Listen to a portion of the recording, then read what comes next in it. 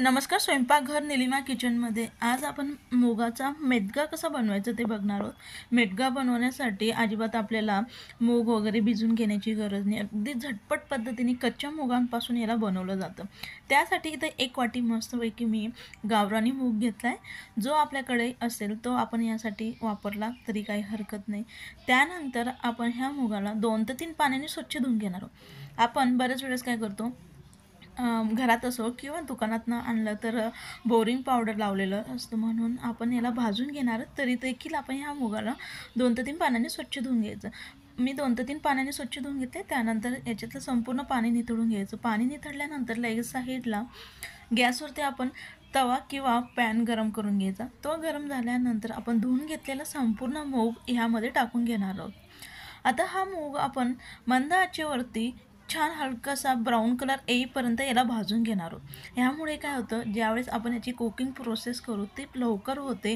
ह्या मुगाला अजिबात आपल्याला भिजवण्याची गरज नाही. अगदी झटपट पद्धतीने अशा पद्धतीने जर आपण भाजून घेतला ना, हा मूग लवकर शिजतो आणि अगदी चविष्ट देखील आपली ती भाजी लागते. तर मंद आचेवरती आता हा मूग मी छान हलकासा गोल्डन म्हणजे त्याचा कलर बदलेपर्यंत आपण याला भाजून घेणार आहोत. एकसारखं चमच्याने हलवत ह्या पद्धतीने आपण चाळत हा मूग एकसारखा भाजून घेणार आहोत. यामुळे एकसारखा अगदी परफेक्ट आपला मूग हा शिजेल, म्हणून ह्या पद्धतीने आपण मूग हा भाजून. नक्की तुम्ही अचानक आपल्याला भाजी काहीतरी सापडत नाही, म्हणजे भाजी बनवण्यासाठी काही कळत नाही, त्यावेळेस आपण अगदी सहज मूग न भिजवता पटकन आपण बनवून घेऊ शकतो. आता आपला मूग हा भाजून झाला आहे. त्याला आपण आता साईडला ठेवून देऊ.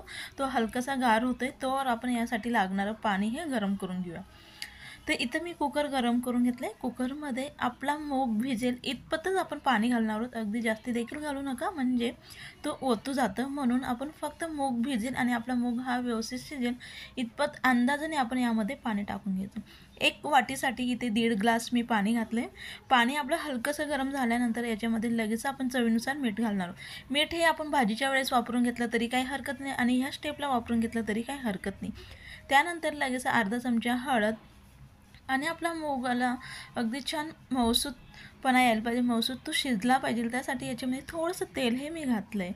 तर त्यानंतर लगेच आपण भाजून घेतलेला मूग देखील हलकासा गार झाला आहे आणि त्यानंतर इकडं आपलं पाणी देखील गरम झालं आहे आणि तो मूग आता आपण यामध्ये संपूर्ण टाकून घेणार आहोत. मीठ आपण यासाठी टाकलं आहे, ज्यावेळेस मूग शिजण्याची प्रोसेस होईल ते आतपर्यंत ते मिठाचा फ्लेवर जाईल आणि आपला जी मुगाचा मेदगा आहे ते अगदी छान चविष्ट तयार होईल. तर आता कुकरचं झाकण लावून घेऊया आणि त्याला मंद आचेवरती 5 ते 6 शिट्ट्या आपण करून घेऊया. तिकडे आपलं शिट्टे होईपर्यंत आपण इकडे त्यासाठी लागणारा मसाला तयार करून घेणार आहोत. त्यासाठी इथे एका मी प्लेटमध्ये 1 चमचा जिरे, 1 ते 1.5 इंचीचा आल्याचा तुकडा, 5 ते 6 लसणाच्या पाकळ्या आणि गरजेनुसार आवडीनुसार हिरवी मिरची. आता आपल्याला कितपत तिखट हवे त्यानुसार आपण हिरवी मिरचीचा वापर करून घेऊ शकतो. इथे मी 4 ते 5 हिरव्या मिरच्या घेतल्या आहे. अगदी तिखट अशा त्या हिरव्या मिरच्या आहे, म्हणून मी त्याचं प्रमाण अगदी कमी असं घेतलं आहे. त्यानंतर लगेच आपण आता याला मिक्सरच्या भांड्यामध्ये आपण काढून घेऊया. मेदगा आपण सहसा करून हिरव्या मिरचीचाच बनवला जातो. तो अगदी छान झणझणीत आणि चविष्ट असा तो लागतो. लाल तिखटाचा देखील आपण वापर केला तरी काही हरकत नाही. ह्या पद्धतीने आपण लगेच आता मिक्सरच्या भांड्यामध्ये काढून घ्या. जर आपल्याकडे कोथिंबीर असेल तर कोथिंबीर देखील आपण वाटणाच्या वेळेस वापरला तरी काही हरकत नाही. त्यानंतर जो का आपण आल्याचा तुकडा होता तो ह्या पद्धतीने आपण बारीक करून यामध्ये टाकून घेणार आहोत. त्यामुळे काय होईल, जे आलं आहे ते देखील मिरचीसोबत आणि लसणासोबत अगदी छान परफेक्ट त्याची देखील पेस्ट ही तयार होईल. तर मी आता मिक्सरला याला बारीक फिरवून घेते. आता आपला अगदी परफेक्ट असा मसाला तयार झाला आहे. आता आपला मसाला देखील तयार झाला आहे आणि साईडला कुकरच्या शिट्ट्या देऊन आणि अगदी परफेक्ट असे आपले मूग देखील शिजून तयार झाले. मूग शिजल्यानंतर मी 4 ते 5 शिट्ट्या करून घेतल्या मंद आचेवरती आणि हलकासा गार झाल्यानंतर लगेच आपण त्याचं झाकण उघडून बघू शका. अगदी परफेक्ट असा आपला जो मूग होता अगदी छान आपल्याला मेदगा बनवण्यासाठी लागतो, अगदी परफेक्ट असा तो शिजून तयार आहे. ह्याच पद्धतीने थोडासा ओव्हर कुक करून याला म्हणजे जास्तीचं शिजवलं जातं. आपल्या आवडीनुसार दाणेदार आवडत असेल तर थोडं 1 कमी शिट्टी करून शिजवून घेतलं तरी काही हरकत नाही. चला आपण लगेच याला फोडणी देऊन घेणार आहोत. फोडणी देण्यासाठी साईडला कढई गरम करून घ्यायची. त्यामध्ये आपण 2 चमचे तेल गरम करून घेणार. याच्यामध्ये थोडंसं तेलाचं प्रमाण जास्त वापरा, त्यामुळे खूप छान अशी चव आपल्या ह्या मेदगाला येते. त्यानंतर हे तेल गरम झाल्यानंतर लगेच आपण 1 चमचा मोहरी अगदी छान फुलून घ्यायची. ती फुलल्यानंतर लगेच बारीक चिरून घेतलेला मध्यम आकाराचा आता कांदा आपण हलकासा ब्राऊन कलर येईपर्यंत त्याला परतून घेणार. कांद्याचं प्रमाण आपण कमी जास्त यामध्ये करून घेऊ शकतो. थोडंसं कांद्याचं प्रमाण वाढवलं तरी अगदी छान असं हे मेदगं हा लागत असतो. त्यानंतर आपण आता एकसारखं चमच्याने हलवत छान ब्राऊन कलर येईपर्यंत, सोनेरी कलर येईपर्यंत आपण कांदा परतल्यानंतर लगेच याच्यामध्ये बारीक चिरून घेतलेला टमाटा हा टाकून. टमाटा पूर्णपणे ऑप्शनल आहे, आपल्याला आवडत नसेल स्किप केला तरी काही हरकत नाही. त्यानंतर टमाट्याला व्यवस्थित मिक्स करून घेऊ. ते मिक्स करून झाल्यानंतर लगेच याच्यामध्ये थोडंसं मीठ आपण घालणार आहोत. मीठ यासाठी घालते आपला जो टमाटा आहे तो लवकर शिजेल, मऊ पडेल आणि अगदी छान चविष्ट असा अगदी परफेक्ट आपला मसाला हा तयार होईल.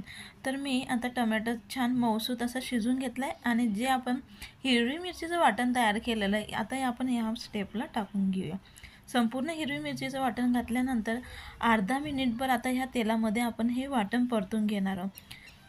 तर आता आपलं मिरचीचं वाटण हे अगदी छान असं परतल्यानंतर लगेच आपण याच्यामध्ये काही मसाले घालणार आहोत. त्यामुळे आपला जो मुगाचा मेदगा आहे तो अगदी छान चविष्ट असा तो लागेल. याच्यामध्ये मी आता अगदी थोडीशी हळद घातली, आपण आधी देखील हळद टाकली आणि त्यानंतर लगेच 1 चमचा धनेपूड आपण घातली. धनेपूडमुळे अगदी छान चविष्ट हा लागत. डायरेक्टली धन्यांचा वापर केला थोडासा क्रश करून तरी काही हरकत नाही. तर आपण याला व्यवस्थित मिक्स करून घेतले धने पावडर आणि त्यानंतर शिजवलेले संपूर्ण मूग आपण यामध्ये टाकून घेऊया.